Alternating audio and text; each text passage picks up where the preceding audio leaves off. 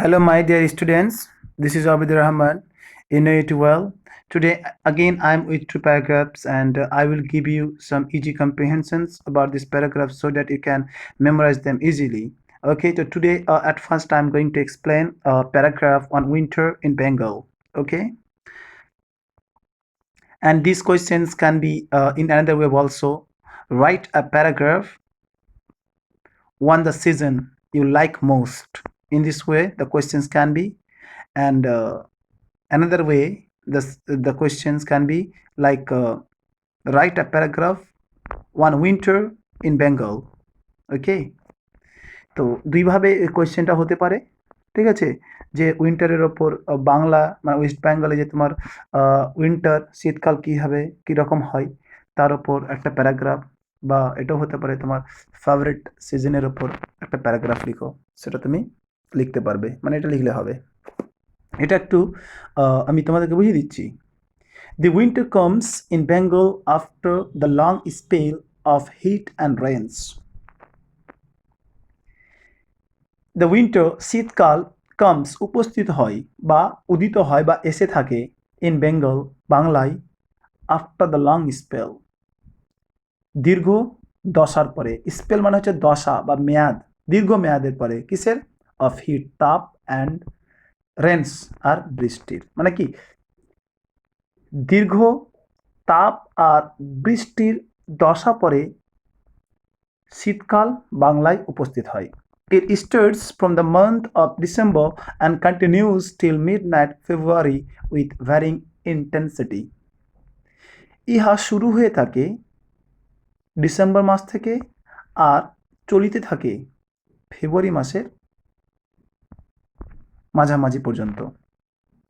With varying intensity তীব্রতার বৈচিত্র্য নিয়ে, মানে কি মানে যতক্ষণ পর্যন্ত মানে যে মাস থেকে শুরু হয়েছে, যেমন ডিসেম্বর থেকে শুরু হয়েছে আর মিড ফেব্রুয়ারি পর্যন্ত চলছে, ঠিক আছে, তো সেই সময় কিন্তু তোমার তাপমাত্রাটা বা বৃষ্টিটা একই রকম কিন্তু থাকে না।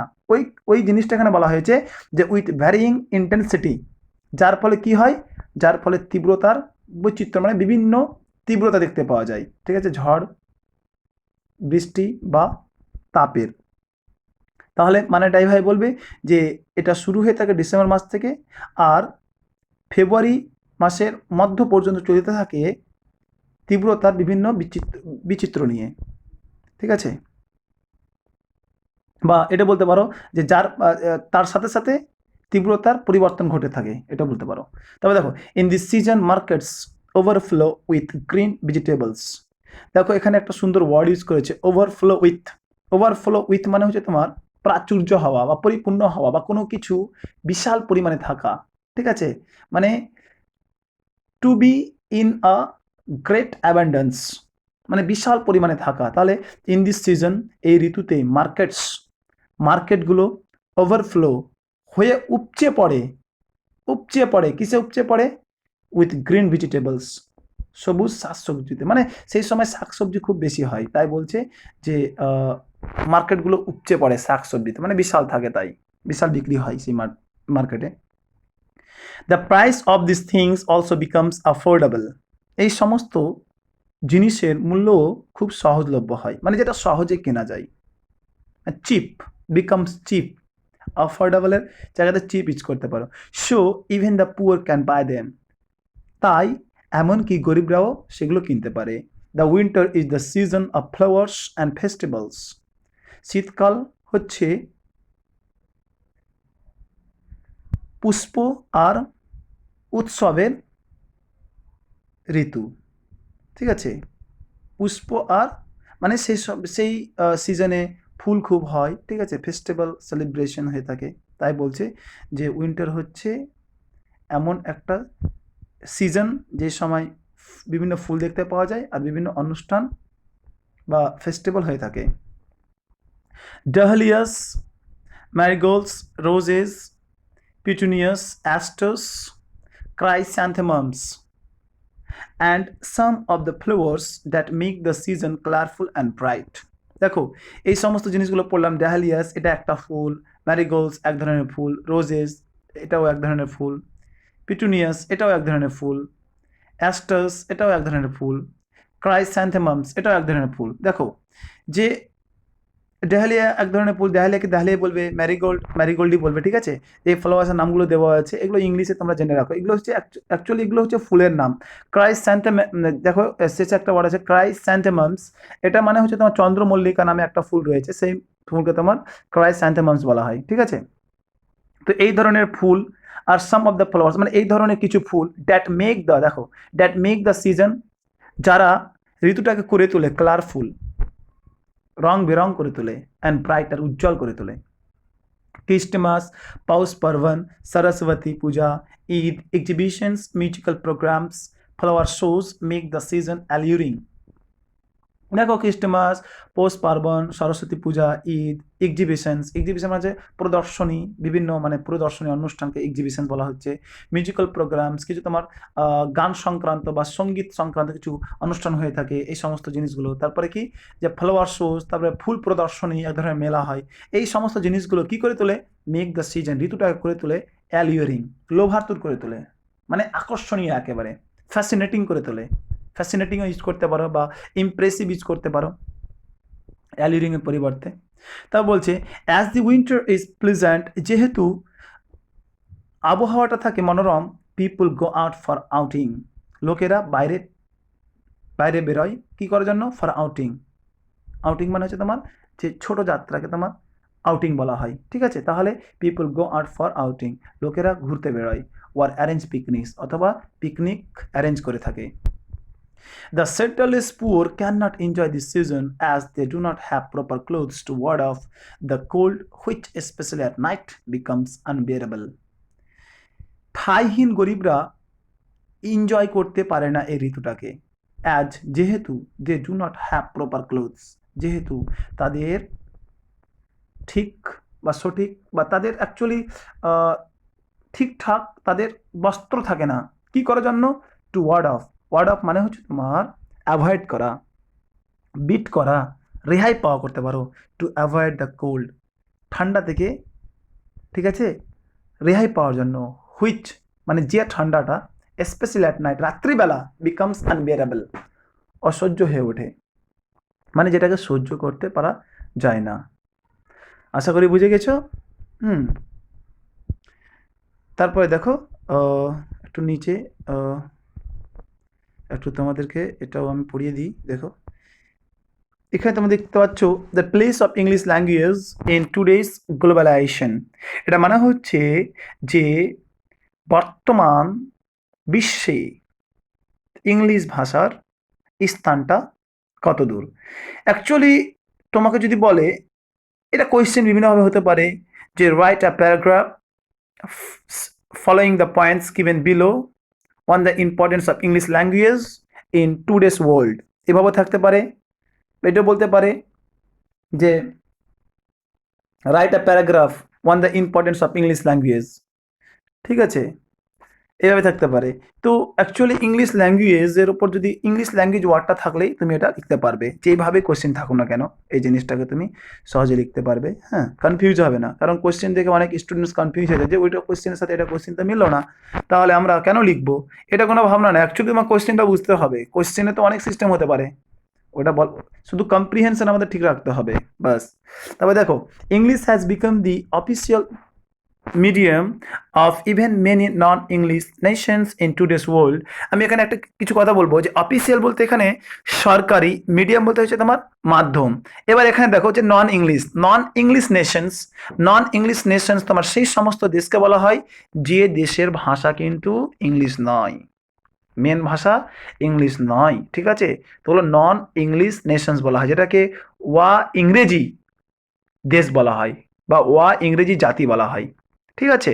তাহলে যে ইংলিশ হ্যাজ বিকাম, ইংরেজি ভাষা হয়ে উঠেছে দ্য অফিসিয়াল মিডিয়াম, সরকারি মাধ্যম হয়ে উঠেছে, অফ ইভেন মেনি, এমনকি অনেক ওয়া ইংরেজি জাতির, কোথায়, ইন টুডেস ওয়ার্ল্ড, বর্তমান জগতে, মানে বর্তমান জগতে, মানে বর্তমানে, ইন টুডেস ওয়ার্ল্ড, ঠিক আছে। ওয়ার্ল্ডটা তুমি নাও লিখতে পারো, ইন টুডে, সরি ইনটাও তখন হবে না, টুডে, শুধু টুডে লিখলেও হতো, ঠিক আছে। এবার তুমি যদি বলো যে টুডে লিখবো না স্যার, তাহলে ইন টুডেস ওয়ার্ল্ড, মানে কি যে আজকার জামানা, যেটা বলি না আমরা হিন্দিতে যে আজকাল যে জামানা, যে মডার্ন টাইম বা বর্তমানে, ঠিক আছে। এইভাবে তুমি এটাকে এইভাবে বলতে পারো যে English is such a language that is used all over the world, that is used all over the world, even আর একটা লাইন লিখতে পারো যে even the non English nation use this language so much, মানে এমনকি নন English যে nation আছে তারাও ব্যবহার করে, ঠিক আছে। এগুলো এক্সট্রা লাইন তুমি অ্যাড করতে পারো, পুট করতে পারো তুমি নিজের মতো, তাই আমি বললাম। তো তাহলে প্রথম লাইনটার মানে তোমরা বুঝে গিয়েছো যে English has become the official medium of even many non English nation in today's world. তাহলে ইংরেজি ভাষাটা হয়ে উঠেছে সরকারি মাধ্যম বর্তমান যুগের ওয়া ইংরেজি জাতির, অনেক ওয়া ইংরেজি জাতির কাছে, ঠিক আছে।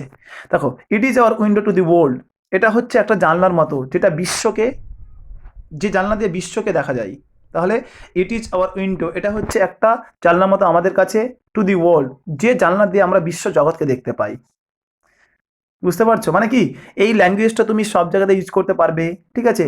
Because suppose you are a Bengali, you know only Bengali, but it is not possible to go out, okay, and to talk with the foreigners, okay. But whenever you have Bengali language and including that you have English also, that time you face no any problem, because English is the international language, and whenever you go there, if you don't know Bengali it doesn't pack you, if you don't know Hindi language it doesn't pack, but if you know English it's very easy for you to understand others actually who are foreigners especially, হ্যাঁ। তো এরকম ব্যাপারটা হয়ে থাকে। তারপর দেখো it being widely used all over the world, বিশ্ব জগৎ জুড়ে এটা ব্যাপকভাবে ব্যবহৃত হওয়ায়, দেখো পার্টিসিপাল ইউজ করা আছে এখানে, তোমার পার্টিসিপাল, দেখো ইট বিং, এই যে বিংটা এখানে পার্টিসিপাল, প্রেজেন্ট পার্টিসিপাল আছে, তার মানে কি হওয়াই।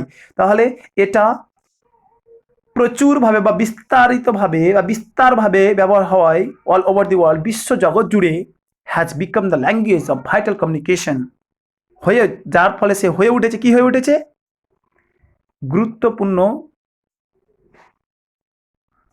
কমিউনিকেশন মানে যোগাযোগের ভাষা হয়ে উঠেছে, গুরুত্বপূর্ণ যোগাযোগের ভাষা হয়ে উঠেছে কিসের দরুন, থ্রু ইন্টারনেটের দরুন, ইমেলের দরুন, and storage of information in computers, আর কম্পিউটারে সঞ্চিত বিভিন্ন তথ্যের দরুন। আশা করি বুঝে গেছো। দেখো এই লাইনটা একটু লেন্দি আছে, তো ব্যাপার হচ্ছে যে রিপিট করে তোমরা শুনতে পারো। তারপর দেখো it has a universal appeal and acceptability, মানে এই ভাষার প্রতি বা এর প্রতি রয়েছে সর্বজনীন আবেদন, মানে সবাই চায় এই ভাষাটাকে, অ্যান্ড অ্যাকসেপ্টেবিলিটি, আর সবার কিন্তু গ্রাহ্যতা রয়েছে এই ভাষার প্রতি, মানে সবাই চায় এই ভাষাকে মেনে নিতে চায়। Multinational companies all over the world look for young boys and girls, multinational multinational companies সেই সমস্ত কোম্পানিকে বলা হয় যে সমস্ত কোম্পানি দেশ বিদেশের সঙ্গে একসঙ্গে যোগ হয়ে, মানে বিভিন্ন দেশের সঙ্গে একসাথে যোগ হয়ে বা জোট বেঁধে, হ্যাঁ, যে কাজ করে থাকে বা ব্যবসা করে থাকে, হ্যাঁ, সেই সমস্ত কোম্পানিকে মাল্টি ন্যাশনাল কোম্পানিজ বলা হয়, ঠিক আছে। মানে দেশের সঙ্গে একটা অন্য দেশের সাথে, যেমন ইন্ডিয়া পাকিস্তান, তারপরে তোমার পাকিস্তান বাংলাদেশ, ঠিক আছে, চায়না আমেরিকা, এই যে তোমার এক দেশ থেকে অন্য দেশে ব্যবসা করে সেই সমস্ত কোম্পানিদেরকে মাল্টি ন্যাশনাল কোম্পানিজ বলা হয়। তাহলে multinational companies all over the world, বিশ্ব জুড়ে মাল্টিন্যাশনাল কোম্পানিগুলো look for young boys, look for মানে সন্ধান করে তরুণ ছেলেদেরকে, অ্যান্ড গার্লস আর মেয়েদেরকে, who can fluently speak English, যে ছেলে মেয়েরা খুব ভালোভাবে ইংরেজিতে কথা বলতে পারে, ফ্লুয়েন্টলি একেবারে অনর্গল, ঠিক আছে, অনর্গলভাবে কথা বলতে পারে ইংরেজি। কিসের উদ্দেশ্যে, টু এনহ্যান্স দেয়ার বিজনেস, তাদের বিজনেসটাকে উন্নতি করার উদ্দেশ্যে বা বৃদ্ধি করা, ইনহ্যান্স মানে বৃদ্ধি করা বা উন্নতি করা, প্রবর্ধিত করা অর্থে, ঠিক আছে, এনহ্যান্সটাকে ইউজ করা হয়েছে। তাহলে তাদের বিজনেসটাকে সমৃদ্ধ করার জন্য ইন বিপিও সেক্টরে। দেখো এখানে একটু জানতে হবে যে বিপিও সেক্টরস কাকে বলা হচ্ছে, ঠিক আছে? তো বিপিও সেক্টরস তোমার সেই সমস্ত সেক্টর, সেই সমস্ত জায়গাকে বা সেই সমস্ত প্লেসকে বলা হয় যে সমস্ত প্লেসে তোমার যে হিসাব নিকাশের ব্যাপারটা বেশি থাকে, ঠিক আছে? বা কাজ হয় হিসাবে, যেমন অ্যাকাউন্টেবিলিটির ওপর হয়, ঠিক আছে? তারপরে তোমার হিউম্যান সোর্সের ওপর, ঠিক আছে? তো সেই সমস্ত তোমার সেক্টরগুলোকে, ঠিক আছে, সেই সমস্ত সেক্টরে কিন্তু যে সমস্ত ওয়ার্কার্সরা থাকে তারা কিন্তু ইংরেজিতে কথা বলে থাকে। হ্যাঁ, ইংরেজিতে, ওখানে ইংলিশ ল্যাঙ্গুয়েজটা কিন্তু খুব ইম্পর্টেন্টলি দরকার পড়ে। তো সেগুলোতে তোমার কি বলতো, যে সেগুলোতে সেই সমস্ত ছেলে মেয়েদেরকে কাজে লাগানো হয় যারা ইংরেজিতে কথা বলতে পারে।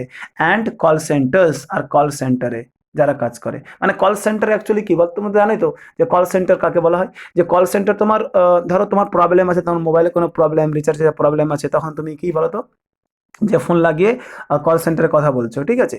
তো অ্যাকচুয়ালি কল সেন্টার্স এটা সবাই জানে। তার লাইনটার মানে আমি একবার আর বলছি, multi national companies or over the world, multi national কোম্পানিগুলো বিশ্ব জগৎ জুড়ে লুক ফর ইয়াং বয়েজ, খুঁজে সন্ধান করে তরুণ ছেলেদেরকে, অ্যান্ড গার্লস মেয়েদেরকে, who can fluently speak English, যে অনায়াসে ইংরেজি কথা বলতে পারে, টু ইনহেন্স দেয়ার বিজনেস, তাদের ব্যবসাকে বৃদ্ধি করার জন্য, ইন বিপিও সেক্টর, বিপিও সেক্টরে, অ্যান্ড কল সেন্টারে। Most of the technical terms in various branches of science and technology have to be learned from and expressed in English to avoid confusions and ambiguity. দেখো, most of the technical terms, বেশিরভাগ প্রযুক্তি সংক্রান্ত সূত্রগুলি, in various branches, বিভিন্ন শাখায়, of science, বিজ্ঞানের, and technology এবং প্রযুক্তিবিদ্যার, have to be learned from, কি করতে হয়, সেগুলো শিখতে হয়। সেগুলো কি করতে হয়, শিখতে হয়, বা সেগুলো জানতে হয়। কোথা থেকে জানতে হয়, have to be learned from English language থেকে জানতে হয়, মানে ইংলিশ ল্যাঙ্গুয়েজে সেগুলো লেখা থাকে, আর সেইটা ইংলিশ ল্যাঙ্গুয়েজে পড়ে সেটা আমাদেরকে শিখতে হয়। অ্যান্ড এক্সপ্রেস, আর সেগুলোকে আবার ব্যক্ত করা হয় ইন ইংলিশ, ইংরেজি ভাষাতেই। কিসের উদ্দেশ্যে, টু অ্যাভয়েড কনফিউশন, কনফিউশন দূর করার জন্য, অ্যান্ড অ্যাম্বিগিউটি, আর কি তোমার হতভম্ব। অ্যাম্বিগিউটি অ্যাকচুয়ালি হতভম্ব, তবে কীরকম হতভম্ব, যে অ্যাম্বিগিউটি এমন একটা ওয়ার্ড, ঠিক আছে, এমন একটা ওয়ার্ড, তার অর্থ কিন্তু দুটো বহন করছে, তখন তুমি কনফিউজে আছো যে এই অর্থটা ধরবে না ওই অর্থটা ধরবে, সেগুলোকে তোমার কিন্তু অ্যাম্বিগিউটি বলা হয়, মানে দ্ব্যর্থবোধক যে সমস্ত বৈশিষ্ট্যগুলো, সেগুলোকে অ্যাম্বিগিউটি বলা হয়। কনফিউজ মানে হতভম্ব, ঠিক আছে? হতভম্বকে দূর করার জন্য, এবং এটাও হতভম্ব, তবে এটা একটু আলাদা, ঠিক আছে? তোমাকে অর্থটা আমি বলতে পারছি না, তবে দ্ব্যর্থবোধকই হবে। হ্যাঁ, তো এটা অ্যাকচুয়ালি যেভাবে বললাম সেভাবে তোমরা জেনে রাখো। হ্যাঁ, যে এই দুটো, এই ওয়ার্ডটা অ্যাম্বিগিউটি, আশা করি তোমরা বুঝতে পারবে। হ্যাঁ, একটু প্রবলেম যদি হয় তাহলে বারবার শুনবে। হুম, আর অবশ্যই অ্যাভয়েড করবে না এই ভিডিওগুলো, এই ক্লিপগুলো। Actually that day I told you, well, we are working so much to make such type of clips and providing them with the world. So please don't avoid, and try to give importance to our videos. It will help you, I think.